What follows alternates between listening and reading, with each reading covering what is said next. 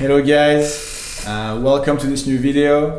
I don't know if you guys know of a book called Radical Honesty by psychotherapist Brad Blanton. Okay, so what about honesty? I think that, beyond meeting people, beyond improving your dating life, what this is really about is it's about being able to live true to yourself. And so I thought it was a great fit and I reached out to him to talk with him. Unfortunately, he told me he was too old for podcast interviews, but he introduced me to a radical honesty trainer, Michael Kolb, and we had a fantastic conversation. We talked about a wide variety of topics, from the negative effect of withholding and censoring yourself. Because here's the thing, the stuff that we withhold from people creates distance from us.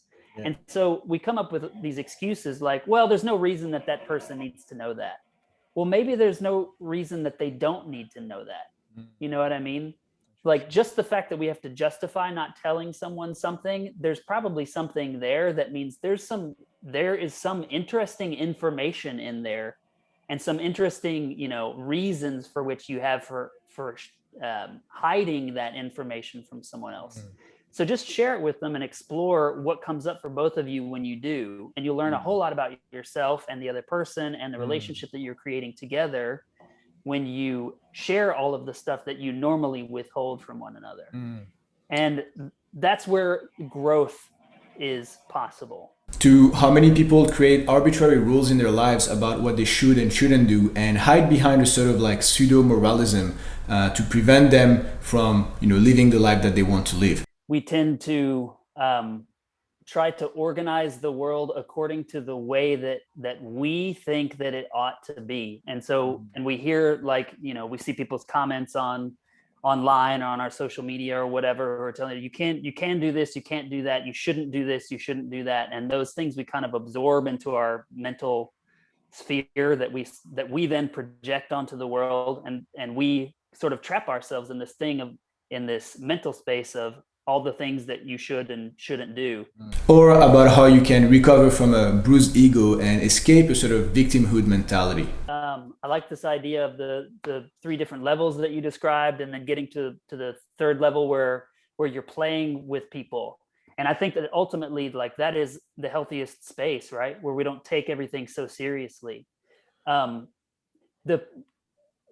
problem that I see is that you can't force people to get there. You know what I mean? You can't just tell someone who's really hurt by something, well, just don't take it so seriously, because they are taking it seriously. And so it's better to deal with that and to get people to express. As I said, we chatted for about an hour. I'll let you enjoy it. But first, as always, I'm very curious to meet anyone who's watching my videos. So don't hesitate to shoot me an email at ruben@socialanimal.us and we'll arrange a FaceTime. Let me know your thoughts in the comments. If you enjoyed the video, give it a like, subscribe to the channel, and that's it. Enjoy the video. Okay, nice. Thank you so much for joining me, I guess. So I read the book Radical Honesty like a long time ago. And are we starting already, by the way? Yeah. Sorry. Was I supposed to clap? I didn't know if we were still setting up or what. No. That's it. Yeah. Is that good? Are you set up? Everything good? I'm good. I got some coffee. I'm ready to go. Okay. So I read this book a long time ago, and then through my own journey of trying to sort of express myself more freely, I sort of went back to it, and I think it's really relevant. So I think maybe we can start with if you can just give I would say a quick introduction of yourself, and also if you could sort of summarize the ideas behind Radical Honesty, and then I guess I'll have a few topics that I want to dive deeper in, but maybe you can sort of give a little introduction. All right, sounds good. So my name is Michael Kolb. I'm a radical honesty trainer since 2017, and I've been practicing radical honesty since about 2013, I think. And most of my friends call me Mac, and in fact, I might go ahead and change my name here in the window so that that's a bit clearer. Okay. And what else would I like to share about me? Yeah, I first I first got into radical honesty after spending years of really diving into meditation and particularly Zen Buddhism. So I was doing a lot of Zazen meditation, a lot of solo practice and solo study, and it was kind of like my whole, that part of my spiritual path was really going into Zen theory, philosophy, meditation. And I think I got a long way with it and started seeing some real improvements in how I saw myself in the world and how I was more settled into who I was as a person living a life. But the one area that I was still struggling with was other people. So I could be at home with myself and I could spend long hours, days, weeks by myself with hardly any interaction with other people, and and not really have any issues to speak of. But as soon as I went out into the world and met other people, then all of this stuff came up for me, tension in my body. I didn't know what to say, didn't know how to be myself any longer as soon as other people were around. And so this nagging thought started coming up for me in my mind that was just like, you're full of shit. You're just kind of full of shit. And I didn't like having this kind of voice in my head that was just like, you're fucking full of shit, man. So just hearing the name Radical Honesty, sort of a light went off in my head, and I was like, that sounds interesting. Maybe this could be the thing that might help me, break out of my shell when I'm in contact with other people and be more comfortable and natural and myself in a social setting. And it was terrifying for me the first time I was in LA at the time, and I started going to these meetups, just a 2-hour meetup every other week, and we just started sharing, like what we're thinking, what we're feeling in the moment, and it was really exciting and kind of terrifying too. And for me, the thing that was most scary was sharing my negative judgments about other people. All of these dark thoughts that I had in my head, that I had more or less thought that I had become comfortable with, recognizing like, okay, yeah, I have all of these negative judgments, but sharing them out loud with other people and then having other people judge me for my negative judgments was a terrifying prospect. Okay. So yeah, I started doing that, and it was exhilarating.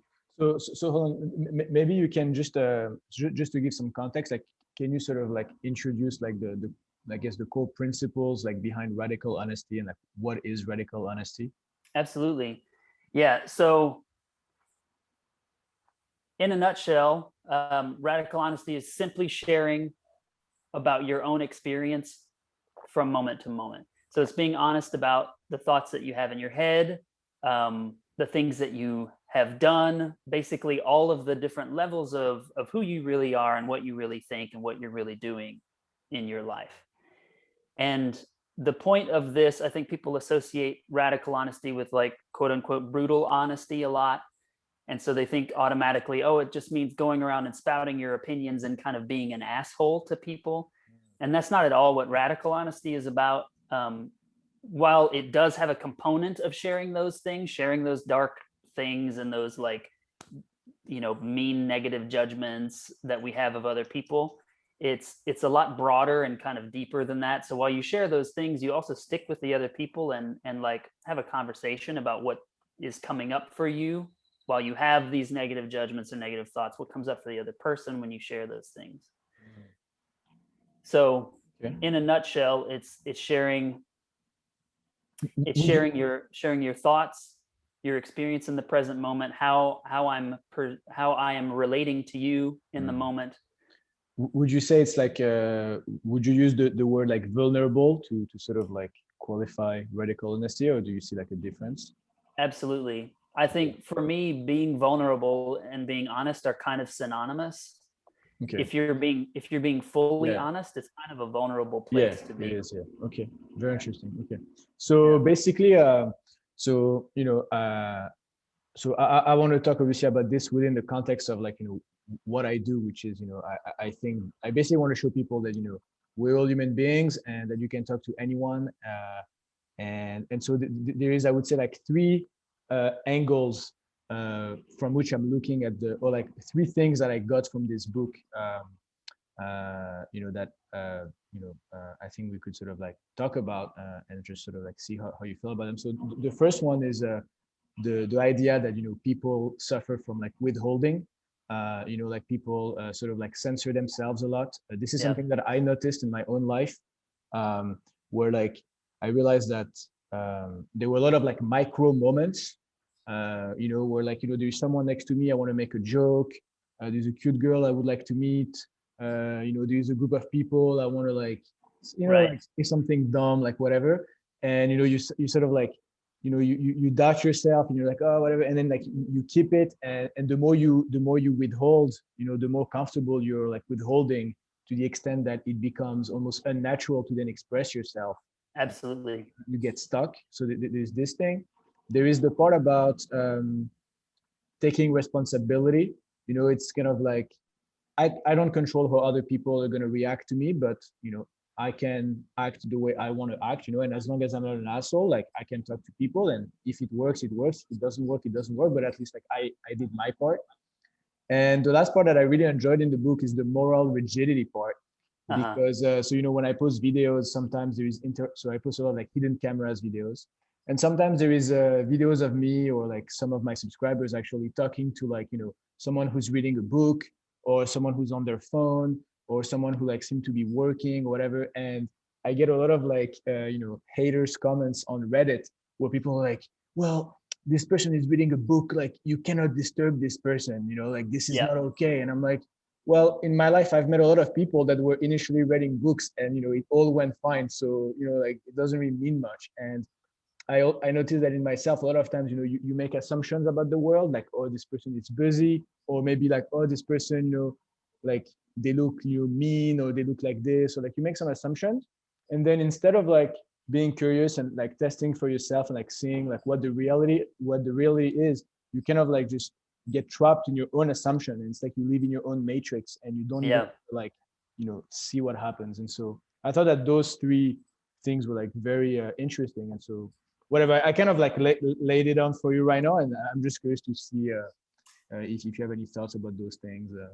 Absolutely. One of the things I like what you said about moralism, and that is a huge piece in Radical Honesty, is that we tend to try to organize the world according to the way that we think that it ought to be. And so, and we hear like, we see people's comments online or on our social media or whatever, who are telling you you can do this, you can't do that, you shouldn't do this, you shouldn't do that. And those things we kind of absorb into our mental sphere that we then project onto the world, and we sort of trap ourselves in this mental space of all the things that you should and shouldn't do. And in our Radical Honesty workshops, we actually do an exercise. It's called the shoulds game, where we reveal all of those hundreds of ideas that we have in our minds about the things that we should and shouldn't do, and the things that other people should and shouldn't do. And it's really fascinating to do this exercise and to see like what comes up when we have this conversation with other people, and to learn to not take those things so seriously, to be aware of, I have all of these notions about the way the world should be, right? Which is in contradiction to the way that it actually is, or the way that I should behave, which is in direct opposition to the way that I want to behave in the moment.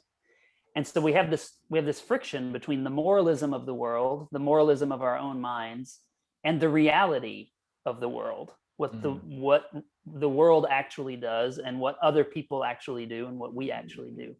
And so how do you deal with someone who's like kind of like trapped in their moralism and don't, so for example, me, like my rebuttal often is to say, well, how many times have you talked to someone who's reading a book? Because I'm talking from my own experience and you're talking from your own imagination. So it's like you're not going to remove the experiences that I've met friends and people, like, like I have people in my life right now that I met Yeah. that were reading a book initially. So you can't take that from me. Like you can tell me, oh, like, you know, you shouldn't have met that person. So Right. you know, how do you deal with people who are like kind of like rigid like that?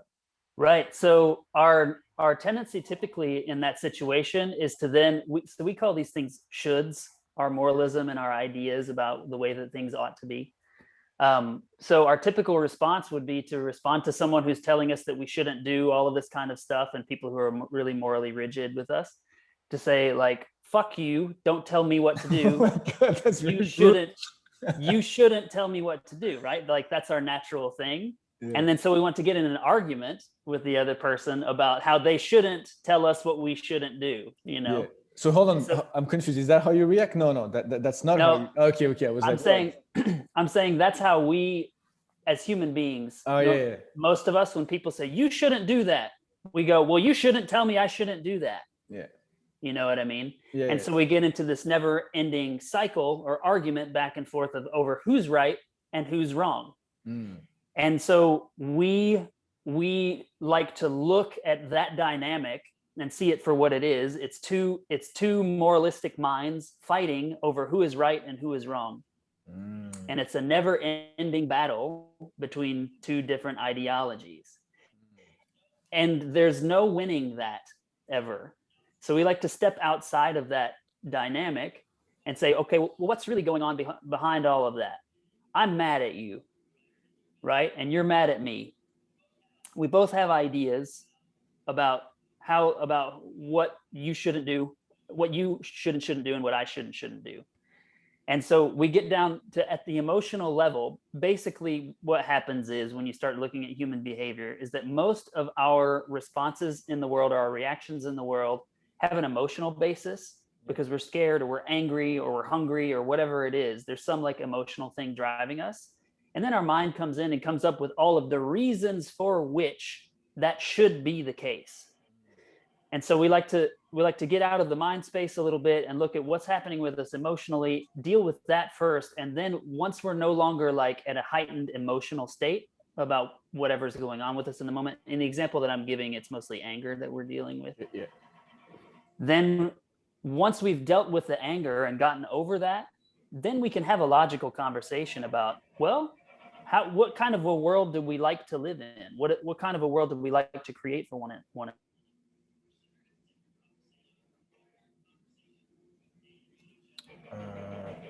From a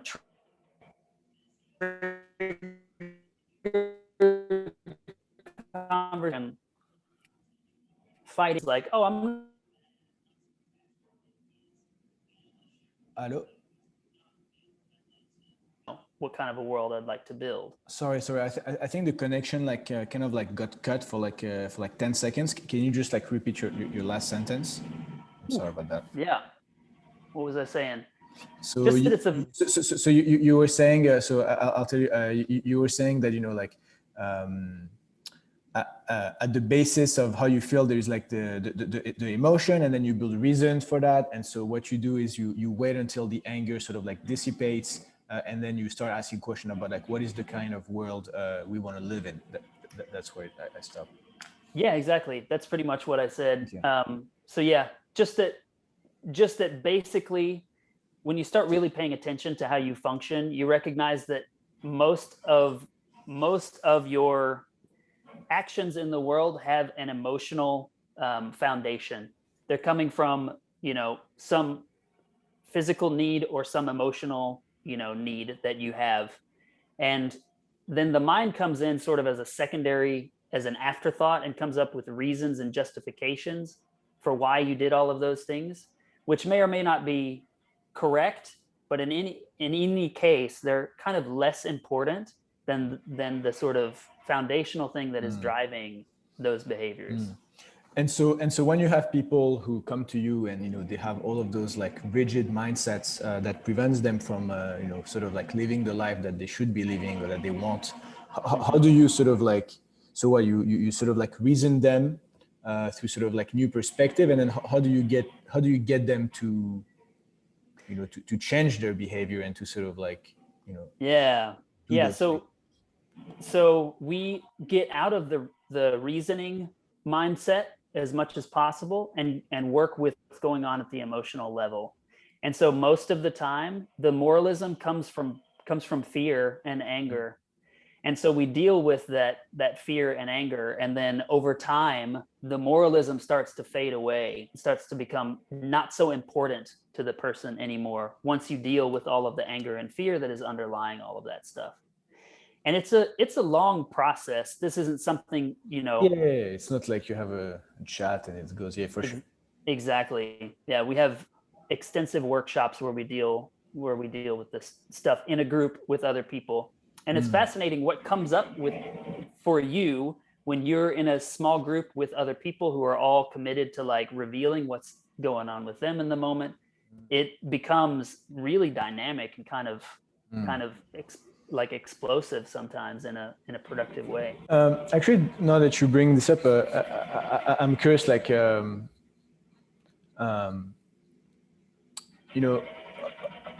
my question, I guess, is how, like, are the people, I mean, I'm sure there is like a distribution, but like, how are the people that you work with able to sort of like take what they do in the workshops and then bring them to their lives? Because something I've noticed is that sometimes people, they become comfortable in some context, but then, it doesn't really apply to other contexts. So for example, there's a lot of people that I know that, they want to be more social. And so what they do, or like what they used to do before the pandemic, is they would enroll in some like, like improv class, and, maybe they get good at, maybe they even get really good at improv. But the problem is, when you're in improv, you're in a group, you're all here to do improv. Like you have this context that, legitimize you talking to that person. But then when you're walking at the park and there's a cute girl on the bench, then, you don't have that context anymore. Right. So your improv is kind of like, doesn't even matter now. It's like, it's the same, Absolutely. And so how do you sort of like, do you give people like challenges, like in their own lives? Like, how do you sort of like make them weave those learnings in their, in their day-to-day life? Yeah, that's good. It's a question that comes up a lot, actually. And over the past year since the pandemic, when everything, I haven't done an in-person workshop in over a year. Everything's been online. And one of the positive things that's come out of that from doing the workshops online is that this question keeps coming up over and over about how do I take this out into the world, into my life outside of the, the small group context. And we've started giving exercises, kind of like you say, challenges where you'll bring in somebody, a friend, for example, to do the same exercises that we do in the workshop, to do that exercise with your friend, just on your own, just the two of you, or to have, a quote unquote honest conversation with someone in your life. Let them know about this stuff that you're learning that's called radical honesty, and just start having a conversation about that. Ask them if they would be interested in creating a context in which the both of you can be more honest with each other than you typically are. And so we are experimenting with that very question of how to take it out into the world. Do you draw a line somewhere as to like, where does like honesty, I mean, because I guess like people can work on their honesty in like certain areas of their lives. And so I guess I'm curious, like, is there a line that you draw where you're like, okay, like, no, this is just like my private life and my private world. And like, I don't like, like how close to the bone do you go, because I feel like it could, like, are you honest about like everything? Like, like how do you sort of, do people come to you with like a specific problem and then you work radical honesty around that problem? Or do they then become like, like a glass, like, they're just like fully transparent with everything in their lives? Yep. Like, how do you like, create boundaries and make sure people don't just like, I mean, I don't know if there is a risk, but like, just how do you draw the line? I guess that's my question. Absolutely. So we don't want to be moralistic about this. I don't want to be moralistic about honesty, about being radically honest. I think personally that if you can get to the place where you will be yourself as close to as you can be to being yourself with every single person at every single moment in your life, the healthier and happier you will be in general. And for me personally, I like to have like full transparency, there's nothing that I wouldn't tell anyone unless there was like some, you know, I might not tell the cops everything or something. You know what I mean? If I'll cut that. right. There might be some situations in which like my physical danger would be put at risk, in which case, for sure. you know, those sorts of things. And you of course make all of those decisions yourself. No, but like maybe one day, like maybe someone asks you like a personal question, and maybe like you don't really feel like telling this person, right? Like, yeah. Like that. Yeah, absolutely. Well, and that's another thing too is, you know, it's impossible for us to share everything that passes through our mind. You know, there's not enough time in the day to even tell someone what's going on. So you always pick and choose, right? But you get a feel for like, what's the important stuff? Is there something important that I'm withholding from someone else who's important in my life? I see. And so that becomes your gauge. That becomes the thing that you then want to encourage yourself to share in order to have to, because here's the thing. The stuff that we withhold from people creates distance from us. Yeah. And so we come up with these excuses like, well, there's no reason that that person needs to know that. Well, maybe there's no reason that they don't need to know that. You know what I mean? Like just the fact that we have to justify not telling someone something, there's probably something there that means there is some interesting information in there and some interesting, you know, reasons for which you have for hiding that information from someone else. So just share it with them and explore what comes up for both of you when you do, and you'll learn a whole lot about yourself and the other person and the relationship that you're creating together when you share all of the stuff that you normally withhold from one another. And that's where growth is possible. I think it's interesting. There's two things, a few things that you said that I want to sort of rebound on is, so you were talking about like withholding and sort of like being yourself. And sometimes you see a lot of people who, you know, say, yeah, like, you know, be yourself, like it is kind of a weird advice. Like we don't really know what to make of it. And I felt that the challenge, because it's true, like you will always be yourself, right? Like you're not going to not be yourself. Right. But the challenge is in expressing yourself, because if you keep everything inside, then the world cannot see who you are. And I find that sometimes like you literally may cross paths with someone who could be, you know, your best friend or your wife or, you know, your husband or whatever. But if you don't express anything, then there's no connection, like nothing's going to happen. And you're just going to pass by all of those people in your life without ever, like, you know, sort of having the opportunity to connect. And also the idea of like, like withholding or like sort of like censoring yourself, and how like it kind of like it kind of basically by preventing you from reaching out, or like from like throwing the ball, you sort of like create a distance, because then if you don't throw the ball, no one's going to throw it back. And so you kind of like isolating yourself, and like maybe your assumptions even like crystallize even more. And I'm curious, like, how do you get people to sort of like, what are some of the baby steps that you know, like, do you have baby steps, or do you tell people like, just like, go all in one shot, like one meeting and boom? Like, how do you sort of like ramp up people to get there? Yeah, I like baby steps. We have this concept of working with your growth edge. And so only you know where that is, you know what I mean? Yeah. It's like stretching out a rubber band, for example. You want to be able to stretch it out. Like that stretching is like what allows you to like expand and grow in the world. But if you pull too hard, the rubber band might snap, you know? Yeah.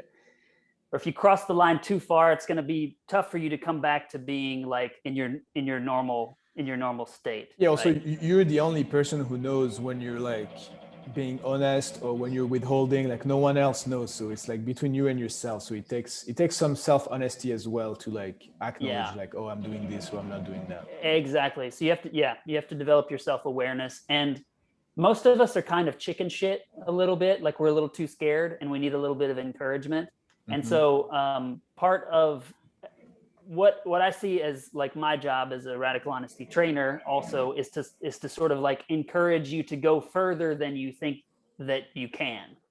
Okay. You know, without pushing you too hard, to sort of extend a hand to be like, I think that you can handle this. Just give it a try, you know? because a lot of us need some encouragement and some support along the way. I certainly did. But I have a question. Like the people who come to you, in a way, like did they already kind of like self-diagnosed with the idea that their problem is they're not honest? Like do people come to you like, oh, I'm depressed, and or like whatever, like, oh, I have this problem, and then you say, well, your problem is you're not honest with people? Or do they kind of like already sort of like self diagnose themselves?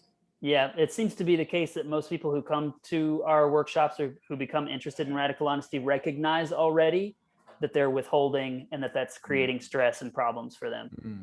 It's people who are already sort of like loud-mouthed and stuff and share their opinions a lot don't much come to radical honesty because they already have this idea that they're already radically honest, which I would argue that they're not, that they're just sharing their opinions very loudly, and that's also a way of like hiding what's really going on with you. Yeah. But since they already have this idea that, oh, I don't need that because I'm already an honest person, I'm already too honest, that sort of thing. We don't get a whole lot of those people coming to the workshop. Yeah, I feel a lot of people, they're good with like, they wear like a mask, and I have done like those, like, I have done this with people where sometimes like, especially dudes will be like, yeah, like I've had that with like successful people who, like meet like, sort of like, they meet like influential people and they have like a very vibrant, like professional life. And they're like, yeah, it's fine. And then, you show them like, you're like, there's a cute girl crossing the street. Like, okay, go talk to her. And like, like, they're like, like, Right. it's like, what happened? Like, yeah, like absolutely. Once I had this guy, so we're starting and he saw a girl entering a store. And I was like, and he was like, oh, I'm going to go for it. And I was like, are you sure? Like, you don't want to warm up? He's like, no, it's fine. And he walks in the store and literally like 3 seconds later, he comes back. He's like, I think I need the warm up. Good.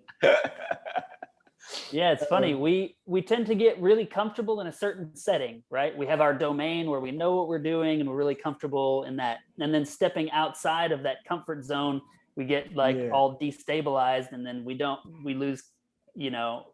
lose our footing on who we are in the world. And then it becomes that question of, well, how do I even be myself now outside of my comfort bubble? Who am I even?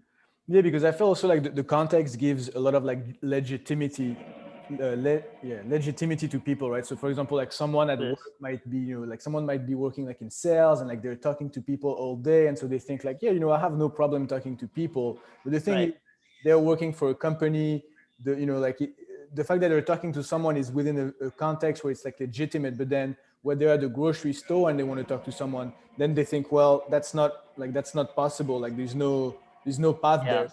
How can I do that? Right.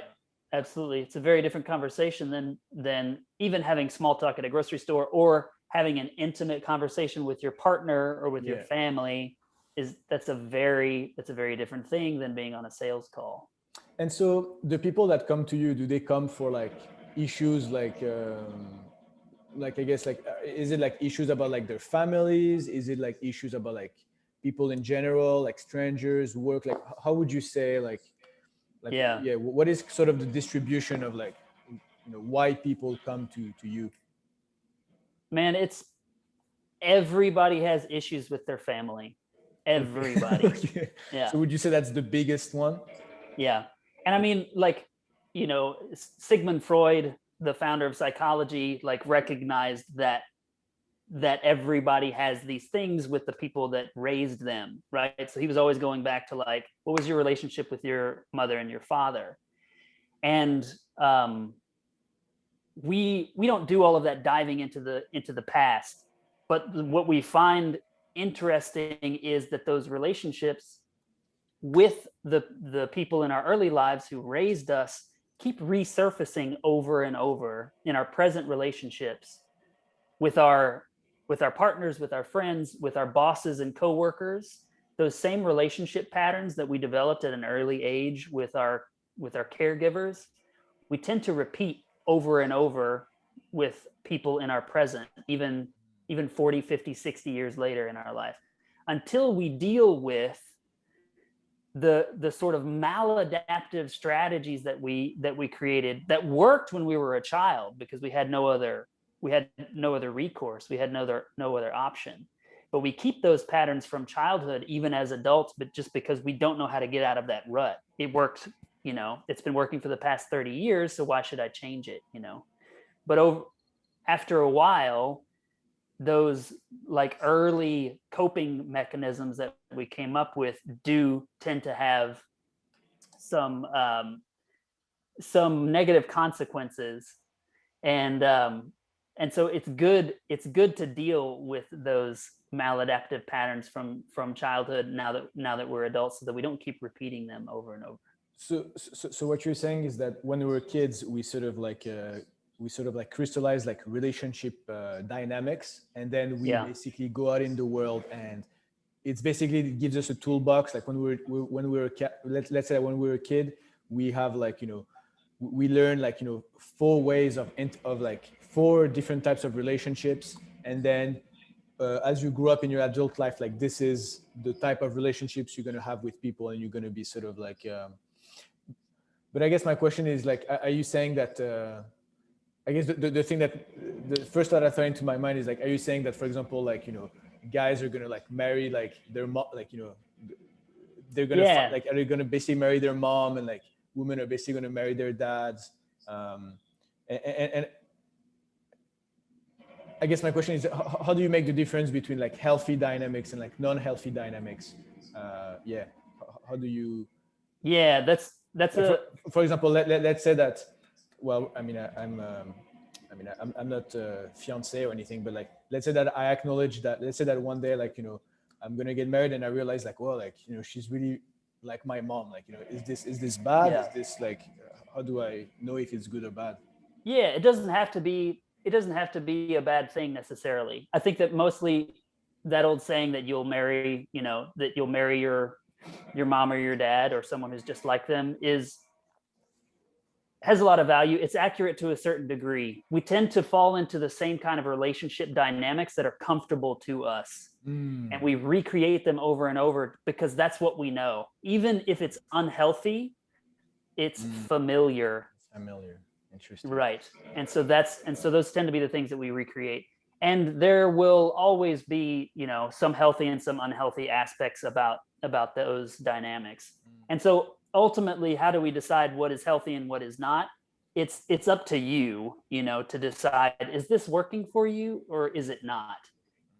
Oftentimes we don't want to recognize that something isn't working for us, that it is causing us problems, because we are so comfortable with that familiarity. That's all we've known. And so we might not even recognize it as something that is causing us problems.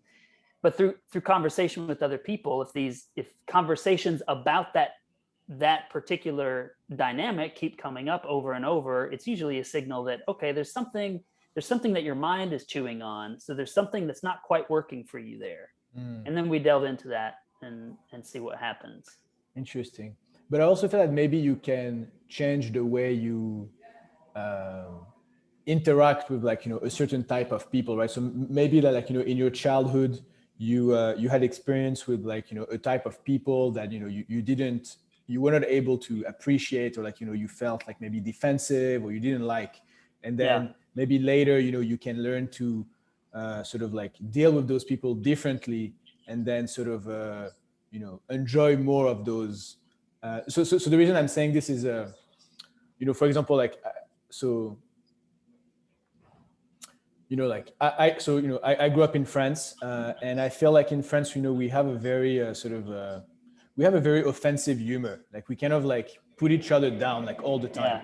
And when you're a kid, like, I mean, I definitely feel that some kids, they don't do well in those environments. Like, and it's a bit harsh. And what I found is I feel like as I grew up, I realized like there's 3 levels of dealing with that. So I would say the level 1 is, someone is kind of like mean, or like, someone is, or at least you perceive someone as like attacking you, and so you avoid them. So that's like level 1. You don't even want to deal with that. And then level 2 is you defend yourself. You sort of like have boundaries. And I would say level 3 is you play with them, and you sort of like.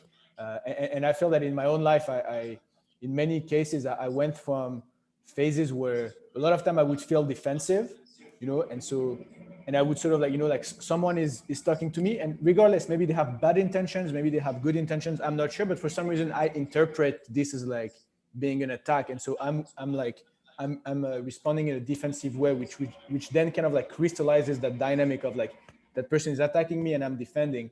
Yeah. To a place where I realize like actually I don't need to submit to this narrative. Maybe I can think, maybe I can interpret what this person is doing in another way and just play with them, and then sort of like coming at them from the side, and then the dynamic like completely changes. Yeah. And I guess I'm saying this because I find a lot of people sometimes they kind of entrap themselves in like a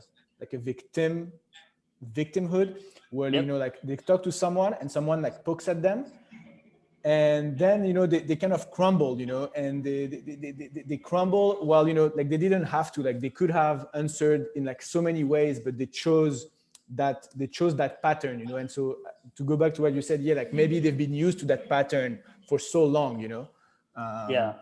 And yeah, I don't know. Yeah. Yeah. No, I like a lot of what you said. I like this idea of the three different levels that you described, and then getting to the third level where you're playing with people.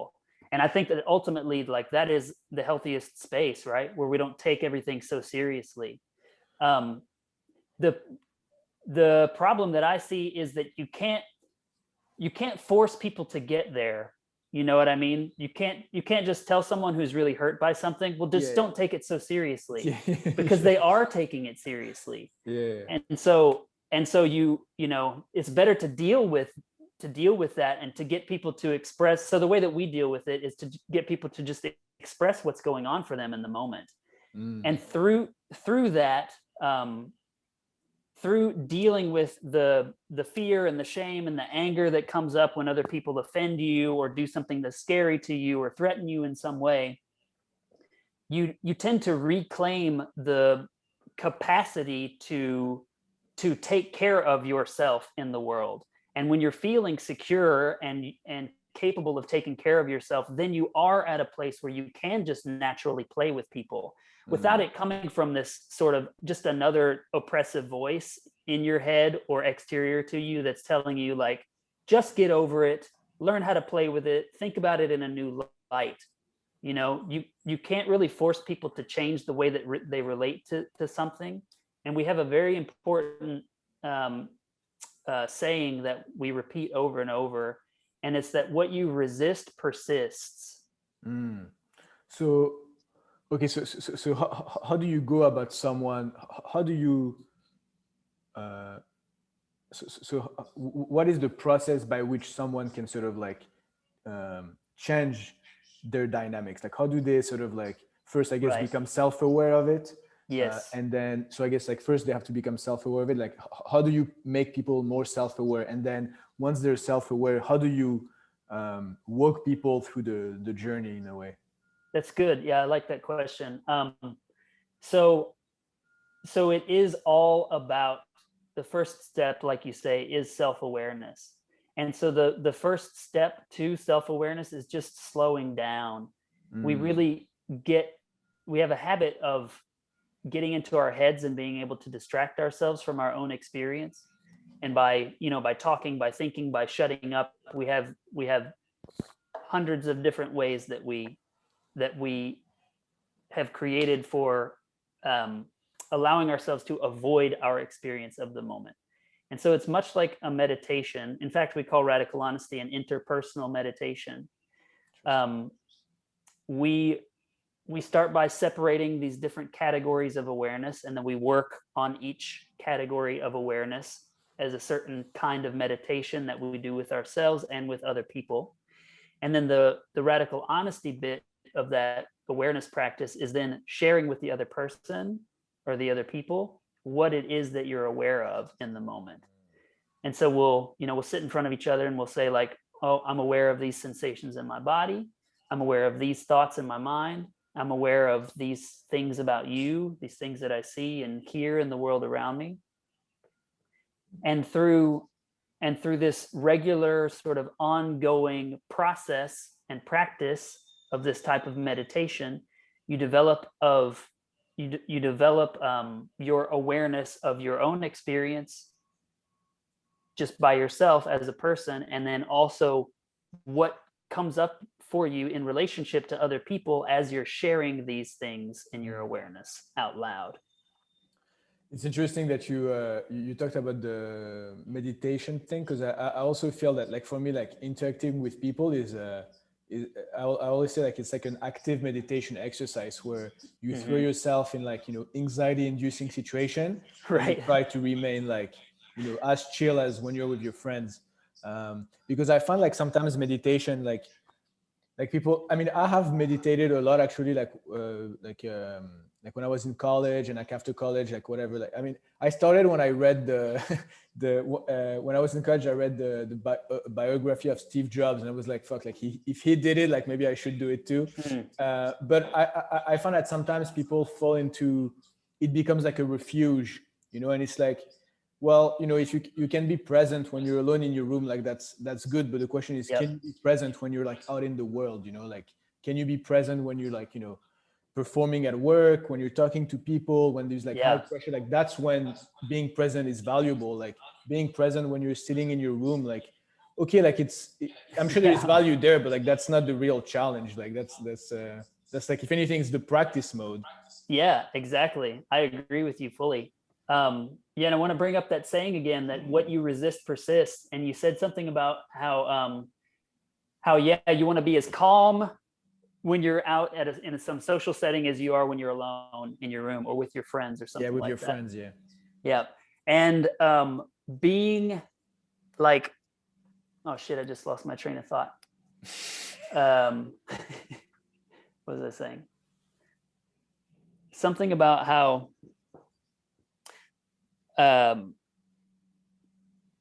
so what you resist persists. So telling yourself, trying to force yourself to be calm in a situation when you're not calm actually doesn't work very well.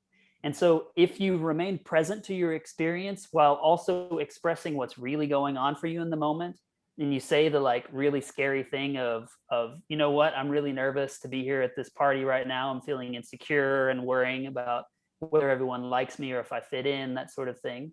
If you allow yourself to share those things to share when you're feeling nervous and insecure, rather than pretending that you're secure, then the sort of paradoxical thing tends to happen, which is where when you share that you're insecure, you develop more of a security about who you are. It's by resisting that insecurity that you keep yourself feeling insecure. If you allow yourself to experience the insecurity by expressing it and sharing it with other people, then you tend to get over that rather than staying stuck in it. That's interesting, because yeah, it's interesting because, so on one side, I think on one side, yeah, I mean, I guess, yeah, on one side, yeah, I mean, I think it's And so there are most programs, for self-improvement and stuff, tell you, like, in these situations, try this to, like, change the way that you are acting, or to put on, to make yourself feel or look confident or in control. Sometimes some of those things work. Oftentimes they don't. And sometimes they work as a trick, in the moment, in a certain situation. The process that we're talking about is a more long-term, is like a deeper, more long-term process that by, in the moment, you're going to do everything that you tell yourself that you shouldn't do. You're going to reveal that you're scared as shit and insecure, and that you're worried that your cover is blown. You show up to the party, you want to look good, you want to make sure everybody thinks that you've got your shit together and that you're cool as a cucumber, And so you just reveal in the moment that, oh, fuck, I'm not cool as a cucumber at all. I'm actually really insecure. I'm, like, totally not in my own skin right now. And I'm worried if that hot girl or guy on the other end of the room, like, likes me or whatever. Those patterns tend to persist through time as long as we resist them. And the more that we share that what's really going on for us, then we tend to get over those things in the long run. Interesting. So I guess there's like three thoughts that comes to mind. So I would say like, yeah, like I think first of all, you definitely like don't want to be like delusional about, you know, like if you're putting a mask or if you're using a trick, like you want to be self-aware that, you know, you're doing that and that's not really like what's going on. But I also do think that sometimes, so for example, like I think that's something that people, so actually I'll start with a little trick that I've used myself, and then I'll share another thought is that, you know, I think a lot of, for a long time, you know, I thought that, you know, I needed to be more confident, you know, and so, you know, you watch like, you know, and like, what is confidence? You know, I don't know, maybe you think of like James Bond or like, you know, like baller type of like, you know, figure. And one day, you know, I realized that, you know, if I saw someone I wanted to talk to and I felt a bit, you know, uncomfortable, you know, I would think to myself like, fuck, you know, I need to be more confident. But then I kind of realized that, you know, the best interactions in my life, they're not really characterized by any sense of confidence. Like I'm mostly just like chilling, you know, I'm at ease, I'm comfortable. And so I started sort of like playing with myself where like, if I saw someone that I felt intimidated by, instead of asking myself like, you know, like, okay, like I'm going to feel like, you know, I'm going to go in there with like, as if like I was pretending to be a bowler. I would say, no, I'm not going to do that. I'm going to try to think as if, you know, this person, you know, we used to play in the sandbox and like, you know, we were like childhood friends. And I would try to like I would try to come from like a, you know, a sort of like unarmed angle, right? Like I feel like a lot of people, they're trying to like, they see a wall and they're trying to like jump over the wall. And like I was trying to convince myself like there's no wall. It's like literally like if we had met at 3 years old, like we would be best friends right now. And and instead of like coming with an energy of like, you know, I'm worthy, like I'm you know, I'm worthy, I'm impressive, like I'm good. I would come with an energy of like, you know, kind of like, what's up, you know, like we, you know, like I have nothing to prove, like it's just like, you know, it's just me. And that ties to something that I think is important and definitely something that I've, at least like I've witnessed from like experience, is that I think like sometimes like expecting the best or, you know, acting as if, you know, the best was going to happen, because I found that, you know, we kind of like create our reality as we go, you know, like, you know, if you want to talk to someone, like their reaction to you is not set in stone, right? Like there's billions of possibilities. And so the kind of like energy that you put in, you know, is going to affect that, right? And so sometimes like I feel like, you know, if you go, you know, if your energy is, you know, you know, people hate me, well, you know, that's, well, that, you know, you're already like starting a bit wrong, you know? Yeah. And it's kind of a self-fulfilling prophecy, Yeah, you know? exactly. But yeah, but for example, like it's funny because I just released a video where I was with a subscriber, and at some point he went to talk to like two women who were eating, and he kind of like vocalized what he was doing. You know, he was like, yeah, you know, you know, I just want to like talk to more people and meet people and stuff. And for me, like I see this as like, I think it's good. Like I think, you know, he was kind of like honest, and but I see this as like a symptom of like, you know, he was like diffusing the tension, and it's a sign that he's not fully comfortable, but like I guess he's getting there. And so what you're saying is that maybe that vocalizing those things is just like a step in the process, where at least, you know, you can do it. You're going to vocalize how you feel, but at least you can do it, and then maybe one day, you know, you won't feel those things anymore, and you'll be more like free. Yeah, totally. And I don't want to totally knock all the different, you know, tricks and like changing your mindset and stuff like that. It's a very different process, and it has a different outcome in mind, right? Radical honesty is actually about letting go of having a specific outcome happen. Yeah. And rather focusing your attention on what is happening in the present moment rather than what it is that you want to create happen in the future. You see what I'm saying? Yeah. So I definitely agree with that. Like I definitely, like for me, like the only outcome that is important is that I'm true to myself. And the sort of external outcome is just extra. Like it's not really within my control. But I guess what I'm trying to say is that, you know, you talked earlier about how, like, you know, we have crystallized dynamics, right?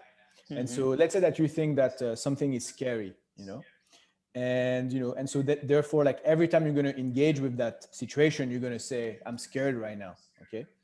But what if, like, there is no reason for you to be scared? And so what I'm asking is, by saying that you're scared all the time, doesn't that crystallize your fear for something that shouldn't, that, you know, for example, if you're afraid of the dark and every time you're in the dark, you say, I'm afraid, I'm afraid, I'm afraid, I'm afraid. Aren't you going to, like, almost convince yourself even more that you're afraid of the dark? Well, you know, you could say, no, this is not scary. Like, it's fine. I'm fine. I'm fine. And eventually, yeah, I'm just like playing with that idea. Like, no, that's good. Do you feel that sometimes the vocalization can also, like, hinder the progress, or like, how do you feel about that?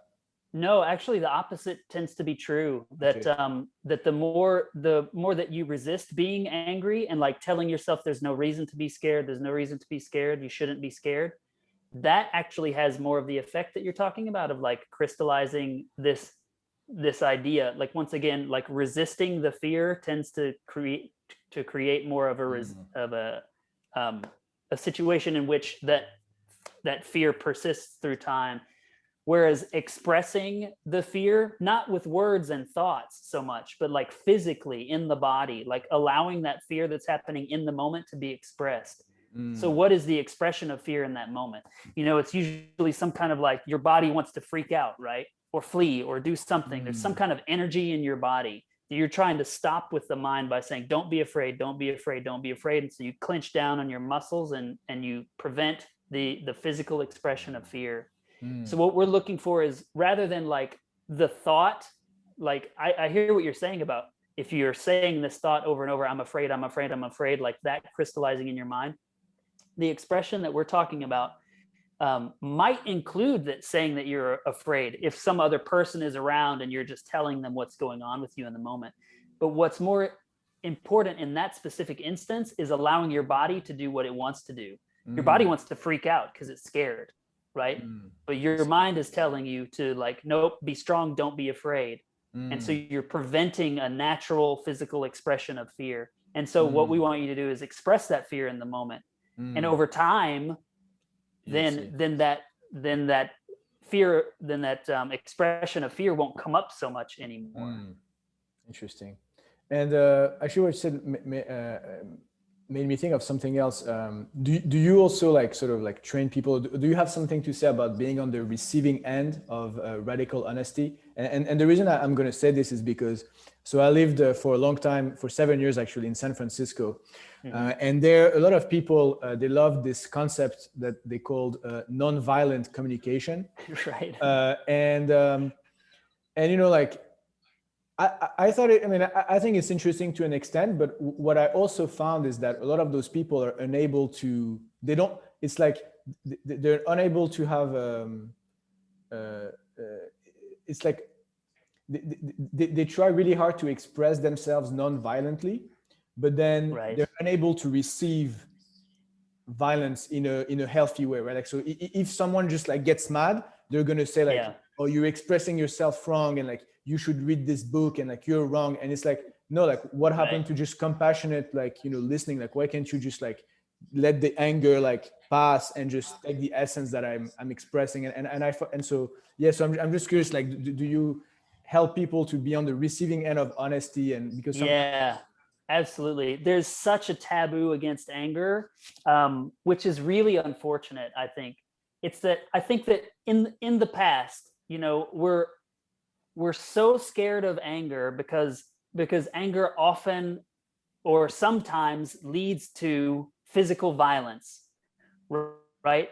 And what we've done is we've gone way too far in the direction of trying to protect ourselves from that physical violence by saying like, well, the anger is just bad and you should never get angry and you should never express anger. You shouldn't feel anger ever. And if you do, you should deal with it on your own. It's your fucking problem. It's not mine. Don't bring that shit my way. You know what I mean? And so, and it's really unfortunate because there is absolutely nothing wrong with anger. Anger is natural and healthy. It's a way, it's information that comes to us through our emotional experience that tells us that we don't like what's happening in the world, and it moves us into action if we let it. But what happens is oftentimes we have bought into this idea that anger shouldn't be expressed. And so whenever we feel it arising in us, we go into our heads and we get into these arguments and debates with people, these heated debates where we're pretending that we're not angry, but we're arguing as if our lives depended on it, right? Because we're having like a triggered anger response in our bodies. And if we learn to deal effectively with anger, anger can be gotten over really fast. And we don't have to get into these situations where we argue, you know, with a loud voice for 2 fucking hours about politics or something like that. Or we like cut off relationships with people because we just can't stand to be around them. We can't stand all of this stuff. And so we create distance from one another. Yeah. And once also, we learn to effectively deal with anger. Sorry, continue. Once we effectively learn to deal with anger, it can be gotten over in just a couple of moments, usually 60, 90 seconds, 180 seconds. We just allow it to be expressed, and we stick with the other person, we get over it, and then we can go back to having conversation. We can talk about whatever until the next time that we get angry, and we allow ourselves to express it and we get over it again. Yeah, because what I notice is that a lot of people who don't want to get angry, what happens is then they just become hypocrites. They just like, they tell you like a non-violent sentence like, oh, I feel this, whatever, but then like in the back of their mind, like they're not being transparent, and so they become no, and it's passive aggressive. And like I usually end up getting more angry with someone who is being non-violent with me, because really I see like passive aggression is like the most violent way to express anger in my opinion. You know what I mean? It's just something I don't like. I would rather have someone tell me fuck you and yell at me and say this is why I'm mad at you, rather than being like, well, my need for such and so just isn't being met, and you're kind of a toxic person, so I think that you need to you know what I mean? That sign was really good. Right. For me, that is the most like violent way that you can be with someone, is to be that kind of passive aggressive. So I prefer somebody, you know, like I said, just being like, fuck you, I resent you for what you said, you know, and I know that they're going to get over that thing in about 2 minutes probably, because they know how to deal with their anger.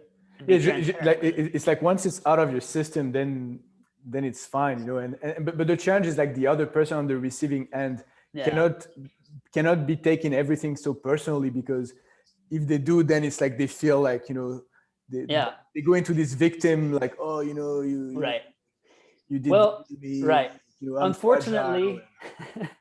Unfortunately, we can't control like what other people do and like how they respond when we get mad at them and stuff like that. But what tends to happen is, you know, for the most part, we choose our friends now. We're all adults and everything. There's billions of people on the planet. We choose who we want to be around. And so I've learned, we have another saying that's, once you start being radically honest, you're going to lose some acquaintances, but you'll make some real friends. And so kind of the idea behind that is that you might polarize people when you start being your honest self out loud, including your anger and like and expressing all of who you are. All of the people that you kept kind of lukewarm, you know, kind of at an arm's distance from you, you're going to either attract them to you because you're going to show who you really are, and they're going to say, ooh, I really like who you really are, I want to be closer to you. Or they're going to say, I don't like who you really are. Now that I know who you really are, that's not something that I like. And so they'll distance themselves. And so that's a good thing. I think, like, even in pickup, I imagine that you've done some so first of all, I hate this terminology. I hate this term. Like for me, like it's just like sometimes I do those videos with subscribers and they come up with like all of those like technical terminology, and I'm like, you know, like the dude was like, oh, you know, I opened her, and I'm like, Well, Right. the fuck does that mean? You talk to her like, Right. oh, I went and like, why do you use weird words? Like, you're just talking, right? Like, it's just Right. You're just someone you want to talking talk somebody. to, you're talking to them. Like, unless if like she like, falls on some step, like I'm not picking anyone up, Right. No, I like that.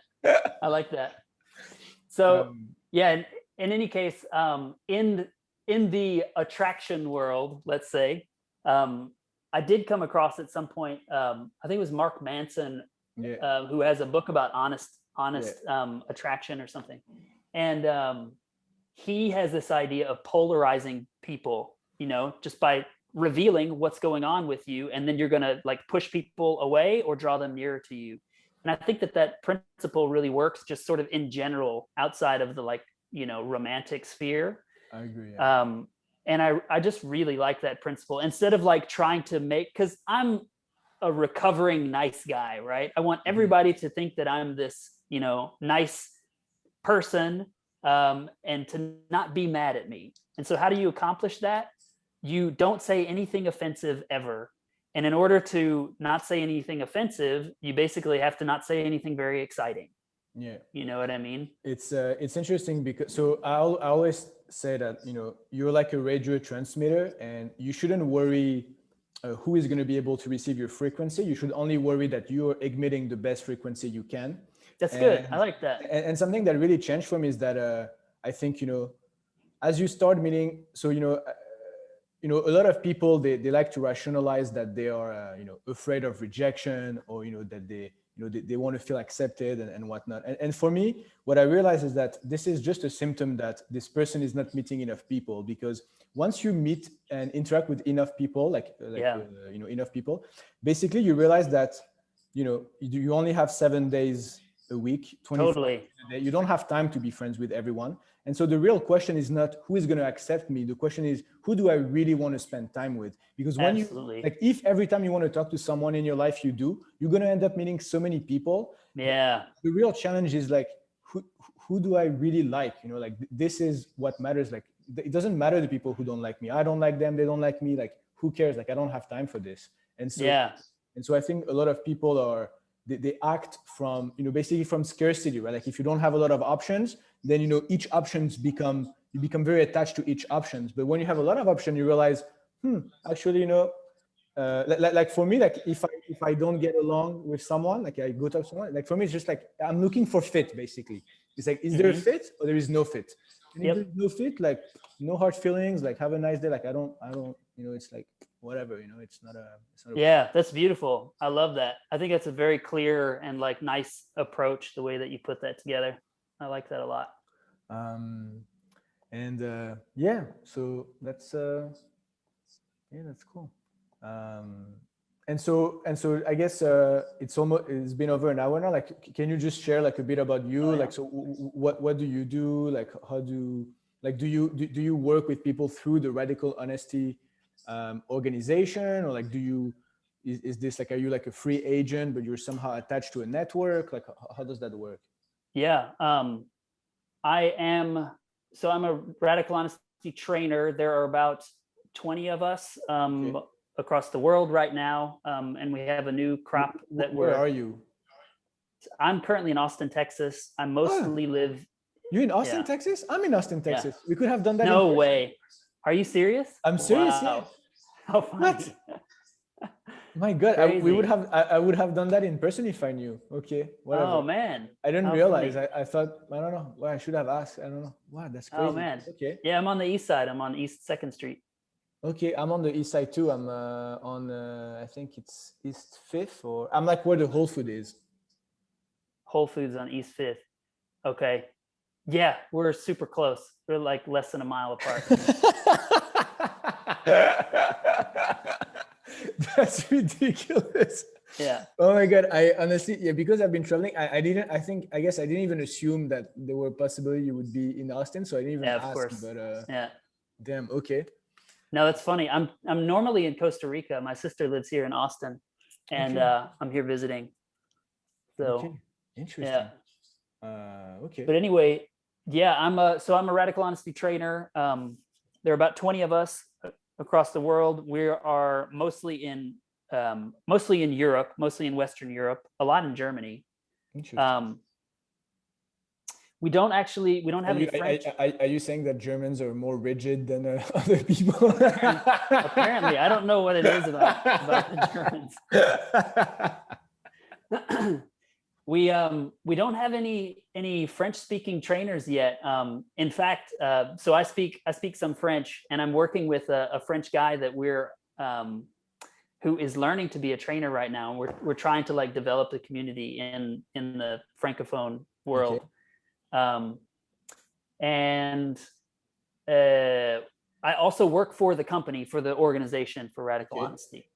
But we mostly work as sort of like freelancers. We set up our own workshops, but we're very much in communication with one another.